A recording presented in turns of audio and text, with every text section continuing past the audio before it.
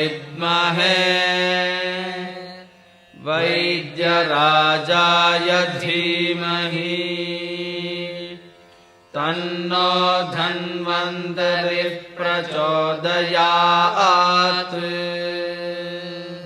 नमामि धन्वन्तरिम् आदिदेवं सुरासुरैर्वन्दितपादपद्मं लोके जरारुग्भयमृत्युनाशं दातारमीशं विविधौषधीनां।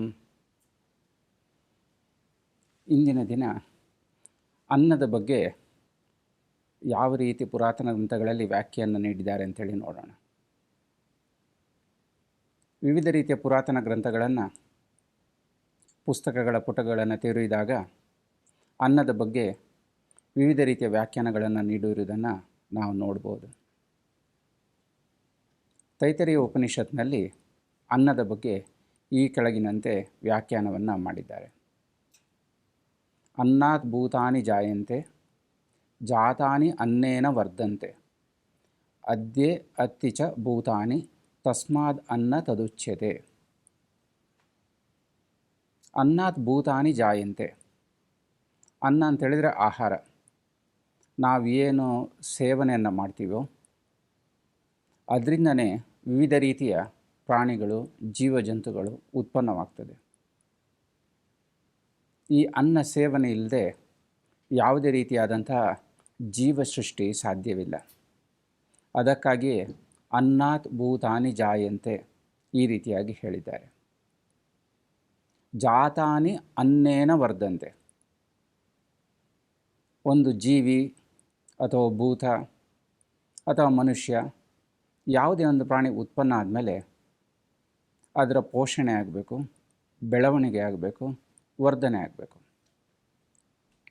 ಜೀವ ಸೃಷ್ಟಿ ಆದರೆ ಸಾಕಾಗೋದಿಲ್ಲ. ಪ್ರತಿನಿತ್ಯ ಅದಕ್ಕೆ ಪೋಷಣೆ ಆಗಬೇಕು. ಜಾತಾನಿ ಅನ್ನೇನ ವರ್ಧಂತೆ. ಈ ಅನ್ನದಿಂದ ಅಂದರೆ ಸೇವಿಸ್ತಕ್ಕಂಥ ಆಹಾರದಿಂದಾಗಿ ಪ್ರತಿನಿತ್ಯ ಶರೀರದಲ್ಲಿ ಚಟುವಟಿಕೆಗಳು, ಬೆಳವಣಿಗೆ, ಪೋಷಣೆಗಳು ನಡೀತಾ ಇರ್ತದೆ. ಈ ಅನ್ನದ ಸೇವನೆ ಇಲ್ಲ ಅಂಥೇಳಿದರೆ ಬೆಳವಣಿಗೆ ಕುಂಠಿತ ಆಗ್ತದೆ. ಸರಿಯಾದ ರೀತಿ ಪೋಷಣೆ ಸಿಗದೆ ವಿವಿಧ ರೀತಿಯ ರೋಗ ರುಜಿನಗಳು, ಕಾಯಿಲೆಗಳು ಉತ್ಪನ್ನವಾಗ್ಬೋದು. ಹುಟ್ಟಿದ ಮಗುವಿಗೆ ಹಾಲೇ ಪೋಷಣವಾಗಿರ್ತದೆ. ಆಗ ಈ ಹಾಲು ಹೇಳುವಂಥದ್ದು ಆ ಮಗುವಿಗೆ ಒಂದು ಅನ್ನ ಅಥವಾ ಆಹಾರ ಆಗಿರ್ತದೆ. ಕ್ರಮೇಣ ಮಗು ಬೆಳೆದ ಹಾಗೆ ಎದೆ ಹಾಲಿನ ಜೊತೆಗೆ ಬೇರೆ ಹಾಲನ್ನು ಸೇವಿಸಲಿಕ್ಕೆ ಪ್ರಾರಂಭ ಮಾಡ್ತದೆ. ಈ ಥರ ಆಹಾರ ಪದಾರ್ಥಗಳನ್ನು ಅಲ್ಪ ಪ್ರಮಾಣದಲ್ಲಿ ಮಗುವಿಗೆ ಕೊಡ್ತಾ ಮಗು ಬೆಳೀತಾ ದೊಡ್ಡದಾಗ್ತದೆ.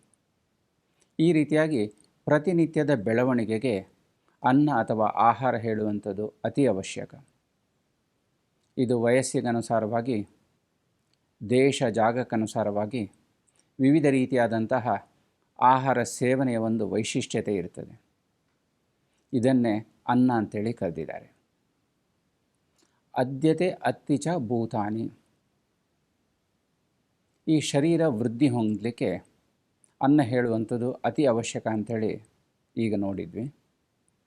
ಅದೇ ರೀತಿ ಈ ಸೇವಿಸಿದಂಥ ಆಹಾರವು ಶರೀರದ ಬೆಳವಣಿಗೆಯನ್ನು, ಪೋಷಣೆಯನ್ನು ಮಾಡಿ ಒಂದಲ್ಲ ಒಂದು ದಿನ ಒಂದು ಅಂತ್ಯವನ್ನು ಅಥವಾ ಮೃತ್ಯುವನ್ನು ಕಾಣಬೇಕಾಗ್ತದೆ. ಈ ಜೀವಿ ಅಥವಾ ಮನುಷ್ಯ ಯಾವುದೇ ರೀತಿಯಾದಂತಹ ಪ್ರಾಣಿಗಳು ಮೃತ್ಯುವನ್ನು ಹೊಂದಿದ ನಂತರ ಇದೇ ಶರೀರ ಹೇಳುವಂಥದ್ದು ಬೇರೆ ಪ್ರಾಣಿಗಳಿಗೆ ಅನ್ನ ಆಗಿ ಪರಿಣಮಿಸ್ತದೆ. ಶರೀರ ಮೃತ್ಯು ಆದಮೇಲೆ ಇದೇ ಶರೀರವನ್ನು ಬೇರೆ ಬೇರೆ ರೀತಿಯಾದಂಥ ಜಂತುಗಳು, ಕ್ರಿಮಿಕೀಟಗಳು ಅದನ್ನು ಶರೀರವನ್ನು ತಿಂದು ಇದನ್ನೇ ಅನ್ನವನ್ನಾಗಿ ಸೇವಿಸಿ ಉಳಿದ ಜೀವಜಂತುಗಳು ತನ್ನ ಜೀವನವನ್ನು ಸಾಗಿಸ್ತದೆ.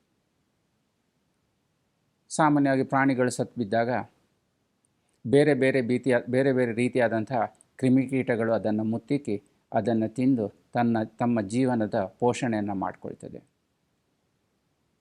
ತಸ್ಮಾದ್ ಅನ್ನ ಮುಚ್ಯತೆ. ಇದನ್ನೇ ಅನ್ನ ಅಂತೇಳಿ ತೈತರೀಯ ಉಪನಿಷತ್ನಲ್ಲಿ ಕರೆದಿದ್ದಾರೆ. ಒಟ್ಟಲ್ಲಿ ಹೇಳಬೇಕು ಅಂತ ಹೇಳಿದರೆ, ನಾವು ತಿನ್ನುವಂಥ ಆಹಾರ ಅಥವಾ ಕ್ರಿಮಿಕೀಟಗಳು, ಜೀವಜಂತುಗಳು ತಿನ್ನುವಂಥ ಆಹಾರ, ಅದರಿಂದನೇ ಶರೀರ ಉತ್ಪನ್ನ ಆಗ್ತದೆ. ಅದರಿಂದನೇ ಶರೀರದ ವರ್ಧನೆ ಅಥವಾ ಪೋಷಣೆ ಆಗ್ತದೆ.